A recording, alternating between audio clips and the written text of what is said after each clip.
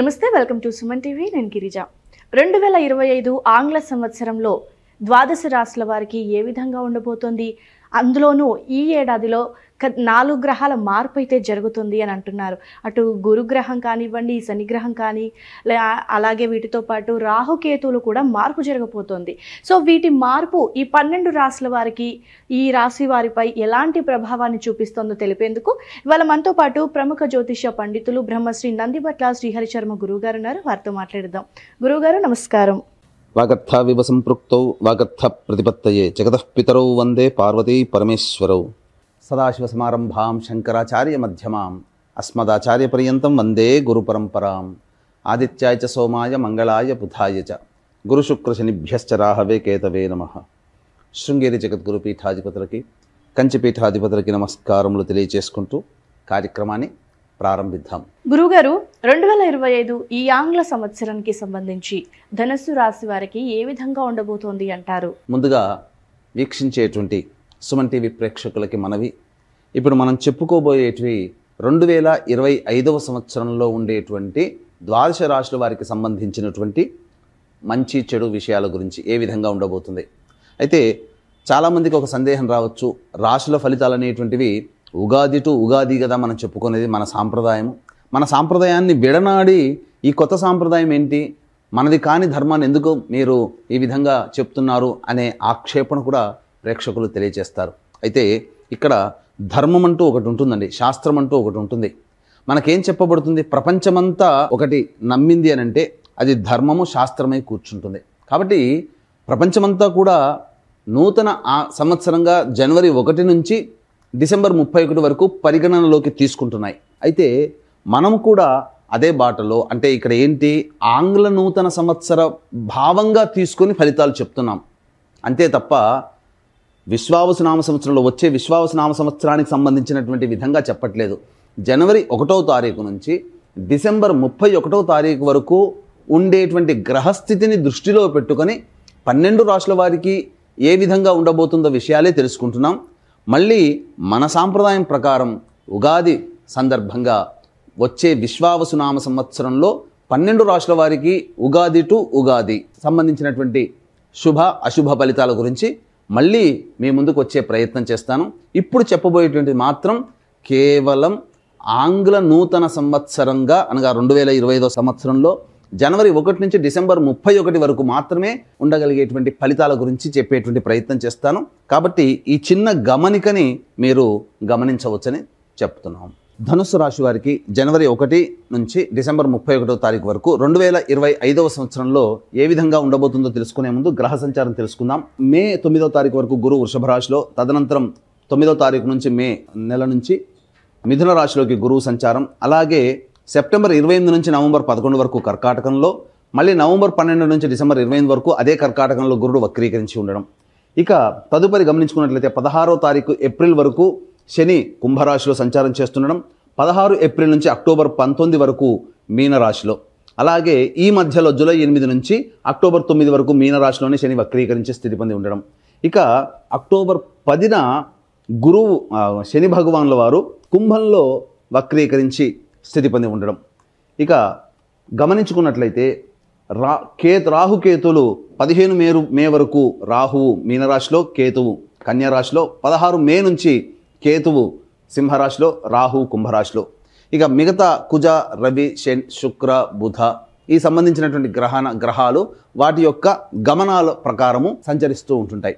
అయితే ఈ యొక్క ధనుస్సు రాశి వారికి ఏ విధంగా ఉండబోతుంది అనేటువంటి విషయాన్ని కనుక గమనించుకున్నట్లయితే ఈ సంవత్సరం ధనుస్సు రాశి వారు ముఖ్యంగా గురుబలం అత్యధికంగా ఉన్నటువంటి జాతకులుగా చెప్పవచ్చు. అలాగే కొంతకాలము ఈ శని భగవానుల వారు, అంటే గత 2 సంవత్సరాలుగా ఏలిన నాటి శని దోష ప్రభావం పోయింది, ఇక సంతోషమే అని అనుకున్నటువంటి తరుణంలో కొన్ని నెలలు అర్ధాష్టమ శని దోష ప్రభావంతో గురవుతారు. కాబట్టి అలాగే రాహుకేతుల యొక్క ప్రభావం కూడా చక్కగా 9వ స్థానము మరియు 3వ స్థానంలో రాహుకేతుల యొక్క సంచారము మే నుంచి ఉంటుంది. కాబట్టి చాలా ఒక గురువు మాత్రమే మిమ్మల్ని ఎల్లవేళలా రక్షిస్తూ ఉంటుంటాడు. అయితే ఇక్కడ గమనించాల్సినటువంటి అంశం ఏంటంటే కొన్ని రోజులు మాత్రం, ఒక 45 రోజులు మాత్రము గురువు మీకు యోగంగా ఉండట్లేడు. ఆ 45 రోజులు ఏంటి, ఆ సమయంలో ఎలాంటి పరిహారాలు పాటించుకోవాలి, అలాగే శని భగవానుల వారు ఎప్పుడు ఎలాంటి స్థితిలో మనకు యోగాన్ని కలగజేస్తున్నాడో, అవయోగాలు ఎప్పుడు ఉంటాయి, రాహుకేతుల ప్రభావం, మిగతా కుజ రవి గ్రహాల యొక్క ప్రభావము అనేటువంటి విషయాల గురించి చాలా సవివరముగా తెలియచేయడానికి ప్రయత్నం చేస్తాను. ఇక ముందుగా గమనించుకున్నట్లయితే, ఇక గురు భగవానుల వారు 9 మే వరకు కూడా వృషభ రాశిలో సంచారం చేస్తున్నాడు. కాబట్టి మార్చి వరకు కూడా వక్రీకరించినటువంటి స్థితి కారణం చేత, జనవరి నుంచి మార్చి వరకు కూడా 6వ స్థానంలో గురువు వక్రీకరించినటువంటి కారణం చేత పంచమ కోణ ప్రభావాల్ని ఇస్తున్నాడు. అంటే అద్భుతమైనటువంటి యోగము 9వ తారీఖు మే వరకు ఉంటుంది. తదనంతరం మళ్ళీ 7వ స్థానంలోకి ప్రవేశం చేస్తున్నాడు. తద్వారా ఈ గురువు గారు కూడా చక్కగా యోగించేటువంటి స్థితిలో మీకున్నారు. ఎప్పటి నుంచి? మే 9 నుంచి సెప్టెంబర్ 28వ తారీఖు వరకు గురువు గారు మిథున రాశిలో సంచారం చేస్తున్నారు. ఇక గమనించుకున్నట్లయితే సెప్టెంబర్ 28 నుంచి నవంబర్ 11 తారీఖు వరకు కర్కాటక రాశిలో సంచారం చేస్తున్నాడు. ఇది కాస్త అవయోగాన్ని కలిగించేటువంటి సమయం. ఎందుకనంటే రాశి నుంచి 8వ స్థానంలో గురుగ్రహ సంచార ప్రభావం చేత కొన్ని ఇబ్బందికర పరిస్థితులు అనేటువంటివి కలుగుతాయి. ఇక ఈ సెప్టెంబర్ 28 నుంచి నవంబర్ 11 వరకు ఈ గురువు గారు 8వ రాశిలో సంచారం చేస్తున్నందువల్ల ఏమవుతుంది? ప్రధానంగా గురువు అంటే ఎవరు? విద్య, ధనము, కీర్తి ప్రతిష్టలు. కాబట్టి ఈ మూడింటికి సంబంధించినటువంటి పనులలో అనుకూలత. కాబట్టి వీటికి సంబంధించినటువంటి సమస్యలు ఎదురవుతాయి. సంతానం కోసం ఎదురు చూసేటువంటి వాళ్ళకి సంతాన నష్టము, అనగా దంపతులకి, స్త్రీలకి మిస్క్యారీస్ అవుతుండడం సెప్టెంబర్ 28 నుంచి నవంబర్ 11 మధ్య కాలంలో ఉండవచ్చు. కాబట్టి జాగ్రత్తలు పాటించాలి. లేదు, విద్యార్థులకైతే ఇబ్బంది గడ్డు కాలము. అలాగే ధనం కోసం సంపాదించేటువంటి వాళ్ళకి, ధన ప్రయత్నాలు ఉన్నటువంటి వారికి ధన నష్టం సూచన జరుగుతుంది. ఈ సమయంలో ఏ పనులు అనుకుంటారో ఆ పనులన్నీ కూడాను ఆటంకాలతో కలుగుతూ ఉంటుంటాయి. అన్నిటికంటే ముఖ్యంగా ఇది మనదిరా అనుకున్నటువంటిది, వీళ్ళు మనోళ్ళురా అనుకున్నటువంటిది వీళ్ళు దూరం అయ్యేటువంటి అవకాశాలు ఎక్కువగా ఉంటాయి. కాబట్టి జాగ్రత్తలు పాటించండి. ఇక నవంబర్ 12 నుంచి డిసెంబర్ 28 వరకు మళ్ళీ గురువు కర్కాటకంలోనే వక్రీకరించినటువంటి కారణం చేత మళ్ళీ శుభుడవుతున్నాడు. కాబట్టి శుభ ఫలితాలు ఉంటాయి. కాబట్టి ఒక 2 నెలల కాలం మాత్రమే గురువు మీకు అనుకూలంగా లేడు, 10 నెలలు అనుకూలంగా ఉన్నాడు. ఇంకేం కావాలండి? ఇక సంబంధించి చూసుకున్నట్టయితే శని భగవానుల వారు 16 ఏప్రిల్ వరకు 3వ స్థానంలో సంచారం చేస్తుండడం వల్ల అద్భుతమైనటువంటి యోగాన్ని కలగచేస్తున్నాడండి. అందులో ఏమాత్రం సందేహం లేదు. అయితే 16 ఏప్రిల్ నుంచి అక్టోబర్ 9 వరకు మీనరాశిలో సంచారం చేస్తున్నాడు. అర్ధాష్టమ శని దోష ప్రభావం. అయితే ఏప్రిల్ 16 నుంచి అక్టోబర్ 9 వరకు అర్ధాష్టమ శని దోష ప్రభావంతో ఉంటారా అంటే జూలై 8వ తారీఖున వక్రీకరించే స్థితి పొంది ఉంటున్నాడు మీనరాశిలో. అప్పుడు ఏమవుతుంది? అర్ధాష్టమ శని దోషం కాస్త మళ్ళీ యోగకారకుడుగా మారుతున్నాడు జూలై 8 నుంచి అక్టోబర్ 9 వరకు. కాబట్టి ఏప్రిల్ 16 నుంచి మే 16, జూన్ 16, 2 నెలలు, తర్వాత ఈ 22 నెలలు, అంటే ఎంత? 82 రోజుల పాటు మీకు ఈ యొక్క శని భగవానుల వారు అర్ధాష్టమ శని దోష ప్రభావాన్ని కలగచేస్తున్నారు. ఇది వాస్తవంగా గుర్తుంచుకోండి. కాబట్టి శని భగవానుల వారు కూడా యోగదాయకమే అనేటువంటి విషయాన్ని మీరు గమనించుకోవాలి. ఈ 82 రోజులు మీకు యోగాన్ని కలగజేస్తున్నాడు. జూలై 8న వక్రీకరించి మీనంలో వక్రీకరించి తదనంతరం అక్టోబర్ 10 వరకు ఉంటాడు. జూలై 8 నుంచి కుంభంలో వక్రీకరించి ఉంటాడు. అప్పుడేమవుతుంది? విచిత్రంగా మళ్ళీ ధనుసు రాశి వారికి కుంభంలో అక్టోబర్ 10 నుంచి నవంబర్ 26 వరకు, అంటే దగ్గర అక్టోబర్ అంటే దగ్గర 30-46 రోజులు కుంభంలో వక్రీకరించినటువంటి కారణం చేత మళ్ళీ ఏలిన నాడు శని దోష ప్రభావాన్ని గురవుతుంటాడు.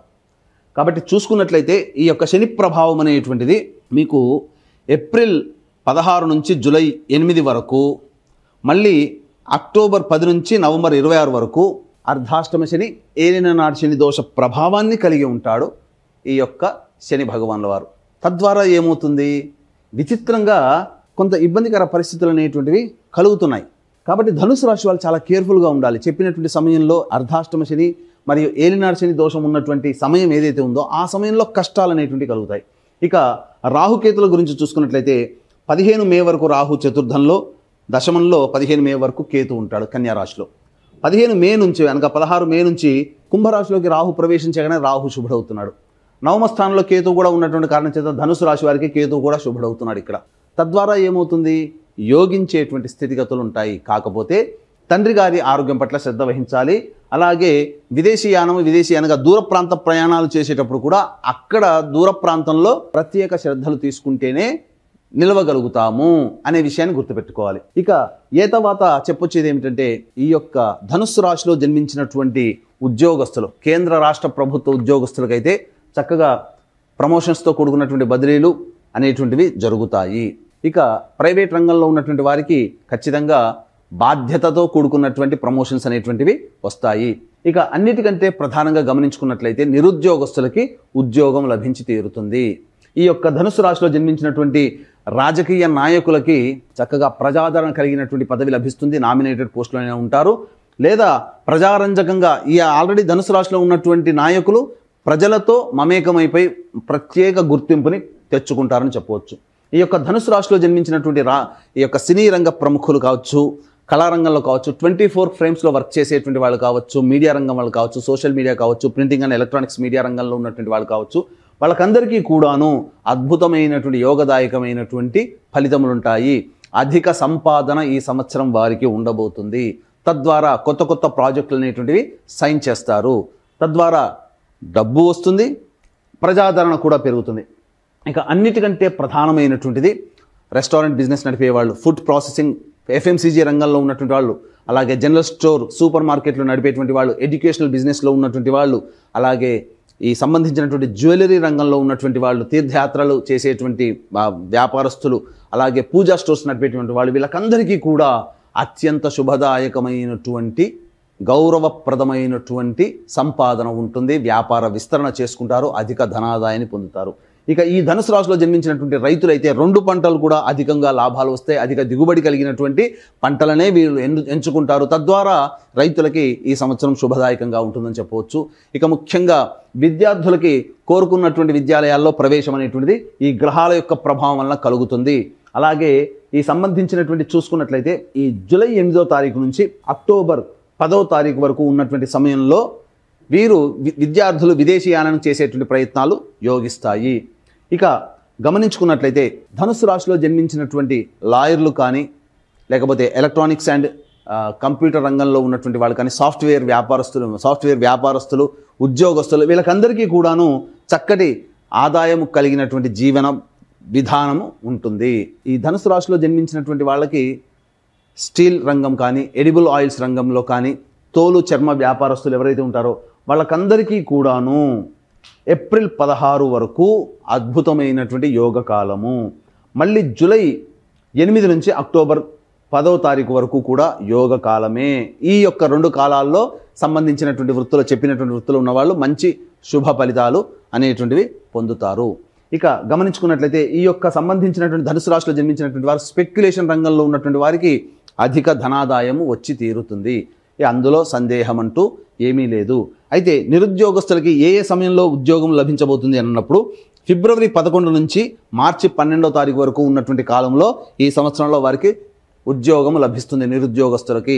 లేదా ఈ యొక్క ప్రమోషన్స్ లిస్టులో ఫిబ్రవరి 11 నుంచి మార్చి 12 వరకు ప్రమోషన్స్ లిస్టులో ఉంటారు. ప్రమోషన్స్ వస్తాయి ఉన్నటువంటి ఉద్యోగస్తులకి. అయితే ఇంకా మే 13 నుంచి జూలై 14వ తారీఖు వరకు ఉన్నటువంటి సమయం ఏదైతే ఉంటుందో అద్భుతమైనటువంటి సమయముగా చెప్పవచ్చు ఈ యొక్క సంబంధించినటువంటి రాశిలో జన్మించినటువంటి వారు. ఇక గమనించుకున్నట్లయితే ప్రధానంగా అక్టోబర్ అనగా సెప్టెంబర్ 16వ తారీఖు నుంచి నవంబర్ 15వ తారీఖు వరకు ఉన్నటువంటి కాలం కూడా మీరు విదేశీయానం చేసేటువంటి పరిస్థితులు గోచరమవుతున్నాయి ఉద్యోగస్తులకు. అయితే అనగా దూర ప్రాంత బదిలీలు కానీ, ప్రమోషన్స్తో కూడుకున్నటువంటి బదిలీలు కానీ ఈ యొక్క సెప్టెంబర్ 16 నుంచి నవంబర్ 14వ తారీఖు వరకు ఉంటుందని చెప్పవచ్చు. ఇక అన్ని విధాలుగా చూసుకున్నట్లయితే ఈ యొక్క రాశిలో జన్మించినటువంటి స్త్రీలు ఎవరైతే ఉంటారో వాళ్ళకి కుటుంబంలో గౌరవ మర్యాదలతో కూడుకున్నటువంటి జీవన విధానం ఉంటుంది. మీ మాటకి విలువ ఇస్తారు. స్థిర చరాస్తులు అనేటువంటి కొనుగోలు చేస్తారు. బాధ్యతల్ని నెత్తి మీద వేసుకుంటారు. తద్వారా మీరు ఆ బాధ్యతల్ని నెరవేర్చుకోవడం కోసం కష్టాలు పడక తప్పదు. కాబట్టి కష్టం ఉంటుంది. అయితే ఆరోగ్య సమస్యలు అనేటువంటివి కనుక చూసుకున్నట్లయితే ప్రధానంగా ఈ యొక్క సంబంధించినటువంటి జనవరి 21వ తారీఖు వరకు ఈ రాశిలో జన్మించినటువంటి స్త్రీ పురుషులకి కొంత అనారోగ్య లక్షణాలు అనేటువంటివి ఉంటాయి. అయితే యోగదాయకమైనటువంటి పరిస్థితి ఎప్పుడు ఉంటుంది? జనవరి 21 నుంచి ఏప్రిల్ 1వ తారీఖు వరకు ఉన్నటువంటి సమయము అద్భుతమైనటువంటి సమయం. రియల్ ఎస్టేట్ రంగంలో ఉన్నటువంటి వాళ్ళు అలాగే లాయర్ వృత్తిలో ఉన్నటువంటి వాళ్ళకి అద్భుతమైనటువంటి రాజయోగం కలగబోతుంది. నూతన ప్రాజెక్టులు విస్తరిస్తారు, తద్వారా మంచి జీవన విధానం అనేటువంటిది ఉంటుందని చెప్పవచ్చు. ఇక మళ్ళీ సెప్టెంబర్ 12వ తారీఖు నుంచి అక్టోబర్ 24వ తారీఖు వరకు ఉన్నటువంటి కాలం కూడా లాయర్లు కావచ్చు, రియల్ ఎస్టేట్ రంగంలో ఉన్నటువంటి వాళ్ళు కావచ్చు, ఈ సంబంధించినటువంటి జనవరి 21 తర్వాత నుంచి ఏప్రిల్ 1వ తారీఖు మధ్య చేపట్టినటువంటి నూతన ప్రాజెక్టులు ఏవైతే ఉంటాయో అవన్నీ కూడాను సెప్టెంబర్ 12 నుంచి అక్టోబర్ 24 మధ్యకాలంలో దాదాపుగా పూర్తి చేసుకొని లాభాల బాటల్లో ఉంటారని చెప్పవచ్చు. కాబట్టి మీ మాటకు విలువ పెరుగుతుంది.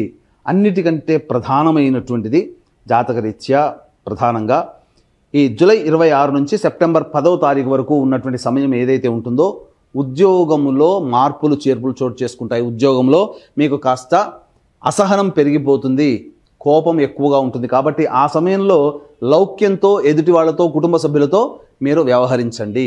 ఈ విధంగా చెప్పుకుంటే అన్ని రకాలుగా ఈ యొక్క ధనుసు రాశిలో జన్మించినటువంటి వారికి మంచి శుభ ఫలితాలు అనేటివి కలుగుతున్నాయి.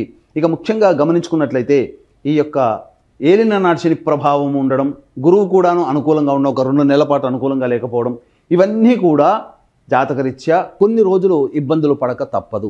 శని భగవాన్ల వారు విచిత్రంగా ఈ ధనుస్సు రాశి వారికి అర్ధాష్టమ శని దోష ప్రభావము, ఏలినాటి శని దోష ప్రభావం సంబంధించి కొన్ని పరిస్థితులు గోచరమవుతున్నాయి. కాబట్టి అప్పుడు కొన్ని కష్టాలు పడక తప్పదు. కాబట్టి ఇక్కడ చెప్పబడినటువంటిది అంతా కూడాను గొప్పగా ఉన్నటువంటిది ఏదైతే ఉందో అది మీ యొక్క రాశిరీత్యా చెప్పబడేటువంటిది. మీకు గనక ఈ యొక్క ధనుసు రాశిలో జన్మించినటువంటి వారికి వివాహ సంబంధములు నిశ్చయమవుతాయి. ఈ సంవత్సరం చక్కగా వివాహము కుదురుతుంది, అందులో ఏమాత్రం సందేహం లేదు. కాకపోతే ఇక్కడ వివాహం కాకపోయి ఉంటే మీ తల్లిదండ్రుల యొక్క జాతకము, మీ తోడబుట్టిన వాళ్ళ జాతకం కూడా మీ మీద ఇంపాక్ట్ చూపించబడుతుంది. వివాహమైతే మీ యొక్క భర్త కానీ భార్య కానీ మీ కడుపున పుట్టిన సంతానం జాతకం కూడా మీ మీద ప్రభావం చూపుతుంది, స్త్రీ పురుషులకు ఎవరికైనా. కాబట్టి జాతకరీత్యా అందరికీ మంచిగా ఉండాలి. మీ యొక్క సంకల్పం ఈ సంవత్సరం 2025 సంవత్సరంలో నెరవేరాలి. మీ ప్రతి మనిషికి కూడాను జాతకరీత్యా విద్య, వివాహ, ఉద్యోగ, దాంపత్య, సంతాన, అనారోగ్య సమస్యలే ఎక్కువగా ఉంటాయి. విదేశీయానము, విదేశీ విద్యము, అలాగే ఇటువంటివన్నీ కూడా. కాబట్టి ఈ ధనుసు రాశి వారికి ఈ సంవత్సరంలో నరఘోష కూడా ఎక్కువగా ఉంటుంది. కాబట్టి ఇటువంటి దోషాల నివారణకి మరియు జాతకరీత్యా 12 రాశులు కూడాను శని ప్రభావానికి గురవుతున్నాయి. గుర్తుపెట్టుకోండి, ఏ రాశి కూడా ఎగ్జంప్షన్ కాదు, 12 రాశులు కూడాను ఎగ్జంప్షన్ కాదు. అన్ని రాశులు శని ప్రభావానికి గురవుతున్నాయి. కాబట్టి ఈ సంవత్సరంలో 2025 సంవత్సరంలో ద్వాదశ రాశుల వారికి శని దోష నివారణార్థమై సర్వదోష నివారణ పూజలు, సంకల్ప సిద్ధి హోమాలు అనేటువంటివి ఈ 2025 సంవత్సరంలో జనవరి 13వ తారీఖు రోజున అత్యద్భుతమైన రోజు, పౌర్ణమి తిథి, మరియు ఈ యొక్క అద్భుతమైనటువంటి తిథి రోజున శ్రీకాళహస్తిలో కానీ శ్రీశైల క్షేత్రంలో కానీ 2025 సంవత్సరంలో శ్రీకారం చుట్టబోతున్నాము. అంటే ప్రతి నెల ఒక్కొక్క పుణ్యక్షేత్రంలో, ఒక్కొక్క క్షేత్రంలో వివిధ రకాలైనటువంటి పూజలు, హోమాలు అనేటువంటివి ప్రతి నెల చేయించడం జరుగుతుంది. వాటి వీడియోలు కూడా మీకు పంపించడం జరుగుతుంది. మీ కుటుంబ సభ్యుల అందరి గోత్రనామాదులతో కార్యక్రమం చేయించడం జరుగుతుంది. దీని రిజిస్ట్రేషన్ వివరాలు కార్యక్రమ తదనంతరం కాంటాక్ట్ చేసి పూర్తి వివరాలు తెలుసుకోవచ్చు. అలాగే తండ్రి వైపు 6 తరాలు, తల్లి వైపు 3 తరాలు, భార్య వైపు 3 తరాలు, భర్త వైపు 6 తరాల్లో ఏవైనా దుర్మరణాలు ఉన్నా, లివర్ ఫెయిల్యూర్, కిడ్నీ ఫెయిల్యూర్, క్యాన్సర్తో ఎవరైనా కుటుంబ సభ్యులు మరణించినా, 60 సంవత్సరాల లోపల కుటుంబ సభ్యులు ఏ విధంగానైనా చనిపోయినా వాటిని పితృదోషం లేదా పితృశాపం అంటారు. కాబట్టి వీటి నివారణకి, పితృదోష నివారణకి కూడా ప్రతి నెల మన పీఠం ఆధ్వర్యంలో జరపబడుతున్నాయి. వాటి వివరాలు కూడా కార్యక్రమ తదనంతరం కాంటాక్ట్ చేసి తెలుసుకోవచ్చు. ఈ ధనుసు రాశి వారు ఎలాంటి పరిహారం చేసుకుంటే మెరుగైన ఫలితాలు పొందే అవకాశం ఉంటుంది అంటారు గురువుగారు, తెలియజేస్తారా? ప్రతిరోజు కూడాను శివాలయ సందర్శనం, విష్ణు దేవాలయ సందర్శనం చేసుకుంటే మంచిది. ప్రతిరోజు విష్ణు దేవాలయం చేసుకుంటే ఇంకా మంచిది. లేదా సమస్యలు కలిగినప్పుడు తులసి చెట్టు దగ్గర ఆవు నేతితో దీపారాధన చేసి ఒక 27 రోజుల పాటు విష్ణు సహస్రనామ పారాయణం చేయండి, సమస్య పరిష్కారం అవుతుంది. అలాగే ప్రతిరోజు కూడాను దత్త కవచ పారాయణం చేయడం, మరియు సూర్యుడికి నమస్కారం, సూర్యాష్టకం 6 సార్లు పారాయణం చేయడం, ఆదివారం నాడు మాంసాహార భోజనం నిషిద్ధము అనేటువంటిది కనుక పెట్టుకుంటే చాలా మంచి ఫలితాలు పొందుతారు. ఇక చెప్పినటువంటి విషయాల కంటే విభిన్నంగా మీ యొక్క జాతకం ఉంది అంటే మీ యొక్క జాతకంలోని నడుస్తున్నటువంటి దశాంతర దశల యొక్క ప్రభావాలు కావున దగ్గరలోని మంచి ఉపాసనాపరులైనటువంటి పండితుల్ని, జ్యోతిష పండితుల్ని సంప్రదించి వారి సలహాలు, సూచనలు కనుక పాటించి మంచి ఫలితాలు, మంచి జీవనాన్ని పొందుతారని ఆశిస్తూ సర్వం శ్రీ ఉమామహేశ్వర పరబ్రహ్మార్పణమస్తు.